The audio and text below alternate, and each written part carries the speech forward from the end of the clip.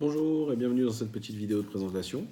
Alors je vais vous expliquer comment vous pouvez arrêter de fumer sans aucune sensation de manque, sans aucun stress et sans prendre de poids. Avant d'aller plus loin, je vais me présenter. Je m'appelle Eric Obadia et j'accompagne les personnes qui viennent me voir à mon cabinet à arrêter de fumer. Si ma méthode a marché pour toutes ces personnes, alors elle peut marcher pour vous. Donc je vais vous la présenter aujourd'hui. Alors, pour commencer, beaucoup d'entre vous ont certainement déjà essayé d'arrêter une ou plusieurs fois. Et à chaque fois, vous vous êtes dit que cette fois-ci c'était la bonne et que vous alliez y arriver. Puis au bout d'un certain moment, vous avez ressenti le manque et vous avez été obsédé par la cigarette. Vous êtes peut-être devenu irritable avec votre entourage. Voir tous ces fumeurs autour de vous, ça vous donne encore plus envie de fumer. Alors vous avez certainement mis, comme la plupart des gens, des patchs ou mâché des chewing-gums à la nicotine. En fait, mis à part mettre un insecticide dans votre corps, ça n'a pas du tout enlevé votre envie de fumer et votre obsession de la cigarette. D'ailleurs, si vous y réfléchissez un instant, c'est surprenant. Parce que vous aviez d'énormes quantités de nicotine dans votre corps et pourtant vous aviez quand même envie de fumer. On peut donc dire que les médicaments n'ont pas fonctionné ou alors par intermittence pour certains. Et beaucoup d'entre vous ont subi les effets secondaires négatifs, à savoir les maux de tête, les nausées, les troubles digestifs et j'en passe. Alors qu'est-ce que vous avez fait ? Vous avez repris une cigarette en vous sentant coupable de ne pas avoir de volonté suffisante pour y arriver. Aujourd'hui, même si vous connaissez toutes les raisons logiques pour lesquelles vous devriez arrêter de fumer, vous avez peur. Vous avez peur de devoir renoncer à votre béquille ou à votre plaisir, peur de ne plus profiter de la vie et de ne plus pouvoir faire face au stress. Vous avez peut-être peur de prendre du poids, peur de ne jamais réussir à vous libérer de la sensation d'être en manque. Et toutes ces peurs, ce ne sont que des exemples en fait d'une peur qui est bien plus grande. Vous avez tout simplement peur que cela soit difficile et douloureux. Si cela vous est arrivé et que malgré tous vos efforts, vous n'avez pas réussi à arrêter de fumer, je voudrais simplement vous dire une chose, c'est que ce n'est pas de votre faute. On est bien d'accord que c'est en traitant la bonne cause que vous pouvez résoudre un problème. Si par exemple votre voiture est en panne d'essence, ce n'est pas parce que vous allez changer les pneus que vous allez pouvoir repartir avec. Le fait est qu'aujourd'hui on vous cache la vérité sur la cigarette et vous n'avez pas encore réussi à arrêter de fumer parce que vous avez traité la mauvaise cause de votre dépendance. Voici le secret pas très avouable, certes, de l'industrie pharmaceutique qui leur fait gagner des millions d'euros sur votre dos et sur votre santé. La principale raison qui vous pousse à fumer, ce n'est pas la dépendance physique, c'est la dépendance psychologique. Avec ces techniques de substitution, on vient remplacer de la nicotine par de la nicotine. D'ailleurs, c'est assez surprenant que la nicotine de chez votre buraliste vous tue et que celle qui est vendue chez votre pharmacien puisse vous guérir. Et si vous réfléchissez à toutes ces situations qui vous poussent à consommer plus que d'habitude, parce que vous savez bien que vos émotions jouent sur votre consommation de cigarettes, vous savez que ce que vous êtes en train de faire, ou les gens avec qui vous êtes, ça joue sur votre consommation quotidienne. Sinon, en fait, il suffirait de mettre un patch et vous n'auriez plus aucune envie de fumer. Mais la réalité, c'est que vous avez envie de fumer même quand vous mettez des patchs. Et vous pouvez fumer avec un patch. Votre dépendance à la cigarette, c'est une dépendance psychologique très puissante parce qu'elle est située au plus profond de votre esprit, c'est-à-dire dans votre inconscient. Vous fumez principalement pour deux raisons. La première par habitude, avec votre tasse de café, après le repas, avec des amis, ou dans votre voiture en conduisant. La seconde pour gérer vos émotions dans certains contextes. Vous fumez quand vous êtes stressé ou quand vous vous sentez seul. Et vos habitudes et vos émotions font partie de votre inconscient. C'est-à-dire que vous ne pouvez pas les contrôler facilement et de façon durable, juste avec votre volonté. Sinon, vous auriez déjà arrêté de fumer.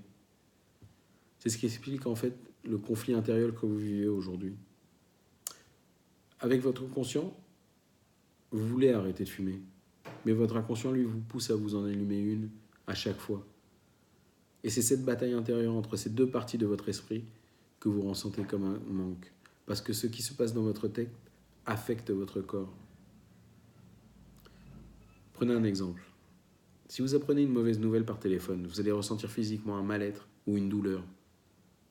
Vous vous sentez mal physiquement, et pourtant c'est dû à quelque chose de psychologique.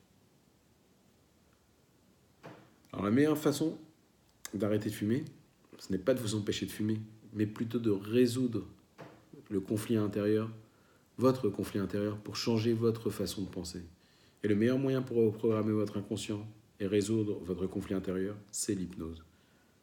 Alors je sais que le mot hypnose évoque souvent le fait que l'on puisse contrôler votre esprit, ou bien vous faire la poule, ou tout ce que vous avez vu en spectacle ou à la télé. Et pourtant, tout ça, ce n'est pas la réalité, ce sont de fausses idées. L'hypnose thérapeutique, c'est simplement un état de relaxation mentale dans lequel vous êtes plus réceptif à des suggestions seulement si vous souhaitez les accepter. C'est en fait un état naturel que vous vivez spontanément, plusieurs fois par jour, tous les jours. Alors ça peut vous surprendre, mais pourtant, ça vous arrive au minimum 2 fois par jour. Le soir, juste avant de vous endormir, et le matin, juste avant de vous réveiller. Quand vous êtes entre deux eaux, vous êtes là et vous n'êtes pas là en même temps. Eh bien, il s'agit d'un état d'hypnose. Un autre exemple, peut-être plus parlant, c'est quand vous regardez un film ou que vous lisez un bon livre. Vous rentrez là aussi dans un état de conscience modifié, dans un état d'hypnose. Vous acceptez en fait de jouer le jeu en mettant de côté toutes les choses qui peuvent vous paraître irréalistes. Lorsque vous regardez Superman, vous savez bien qu'un homme en slip qui vole, ça n'existe pas, ce n'est pas possible. Et pourtant, vous vous laissez guider par le film.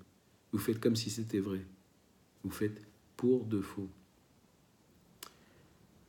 Est-ce que vous êtes déjà senti triste ou ému ou joyeux ou romantique en regardant un film? Oui? Eh bien, c'est parce que vous avez été hypnotisé par le film. Vous avez accepté de jouer le jeu. Et en fait, le film, au travers de son histoire, vous a donné des suggestions qui vous ont influencé parce que vous avez décidé de les accepter. La vérité, c'est que c'est vous qui choisissez et vous êtes toujours conscient de ce qui arrive. C'est toujours vous qui avez le contrôle, comme au cinéma. Si le film ne vous plaît pas, vous pouvez vous lever et sortir. C'est la même chose avec l'hypnose. Alors maintenant que j'ai dissipé les questions que vous pouviez vous poser sur l'hypnose, je vais vous demander de faire jouer votre imagination. Imaginez que vous vous réveillez un matin et que vous êtes non-fumeur. Vous avez une respiration profonde, vous vous sentez bien, vous vous sentez plus jeune, vous avez plus d'énergie. Quand les gens fument autour de vous, ça ne vous fait rien. Vous avez plus d'argent à dépenser pour des choses qui vous font vraiment plaisir à vous et vos proches. Vous pouvez gâter vos enfants. Vous êtes libre parce que vous avez repris le contrôle de votre vie. Et tout cela n'est pas un rêve, c'est possible, grâce à la méthode que je vous propose de suivre en venant me voir à mon cabinet. Je suis hypnothérapeute, comme je vous l'ai précisé. Je suis spécialisé en sevrage tabagique. Et des centaines de fumeurs ont déjà arrêté de fumer grâce à ma méthode. Plus de 85% des personnes que je reçois au cabinet arrêtent définitivement de fumer au bout des 7 jours. Alors, dès la première séance, vous pourrez déjà constater à quel point votre relation à la cigarette aura changé et comment votre état d'esprit va se modifier. Cette méthode est vraiment efficace. Il y a cependant un point sur lequel j'attire votre attention. L'hypnose, ce n'est pas une baguette magique et je ne suis pas magicien. Vous devez réellement avoir envie de retrouver votre liberté pour que le résultat soit concluant. Concrètement, la méthode complète que je propose allie plusieurs techniques, celle de la PNL, la programmation neurolinguistique, l'hypnose et la libération émotionnelle.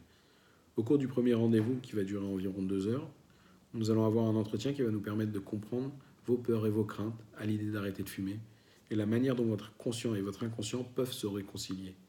Et cet entretien, on va le terminer par une première séance d'hypnose qui sera préparatoire.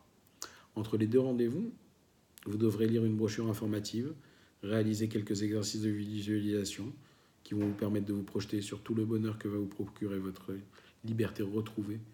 Pour sortir de cette petite phrase qui tourne en boucle dans votre tête depuis le début, j'ai déjà tout essayé et rien n'a marché. Vous aurez également accès à des audios. Lors de notre second rendez-vous, nous couperons les liens affectifs que vous avez avec la cigarette, grâce notamment à la technique des petits bonhommes allumettes. Et nous ferons la seconde séance d'hypnose, et c'est à partir de ce moment que vous serez devenu non-fumeur.